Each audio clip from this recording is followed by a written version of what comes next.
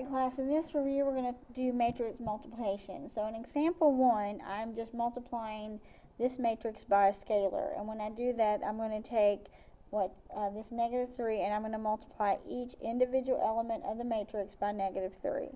So that means I'm going to wind up with -3 times 1 is -3, -3 times -4 is +12, -3 times 5 is -15, -3 times 3 is +9, -3 times 5 is -15, and -3 times 5 is -15. So that is my resulting matrix. So anytime you have a scalar, you just multiply it on the outside, what's on the outside, to each individual element, and you're done. Okay, in the second example here, we're going to multiply two matrices. So remember, before we even begin to multiply, doing the steps, you got to make sure you can multiply the matrices. Remember, matrices are defined by rows, so this is a 2-row by columns, and this is a 3-row by 2 column. Alright, so in order to multiply, remember these two numbers on the inside have to be the same.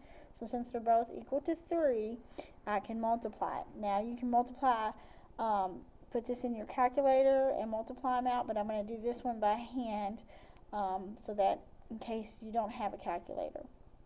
Okay, so if you don't have a calculator and you have something easy to multiply, remember you can set these off. You always put the one on the left, and the one on the right, put this above it, and now we're going to multiply. So I have -2 times 4 gives me -8, 3 plus 5 is +15, and then -4 times -2 is +8. Okay, so I take this and multiply this row times this column, so -2 times 5 is -10, plus 3 times 0 is 0, plus -4 times -4 gives me +16. Okay, so I'm going to multiply this second row by this column, so I have 3 times 4 gives me a +12, -2 times 5 is -10, and then 2 times -2 is -4. Then I'm going to have 3 times 5 is +15, -2 times 0 is +0, and then 2 times -4 is -8. Okay, so let's simplify. So in this one, my 8's cancel, and I wind up with 15. And the -10 plus 16 gives me a +6. -12 minus 10 is +2. Then -4 is going to give me a -2. And then 15 minus 8 is 7. So this is my resulting matrix. Alright, so again, sometimes it's easier to do it by hand, or you can always put them into your calculator.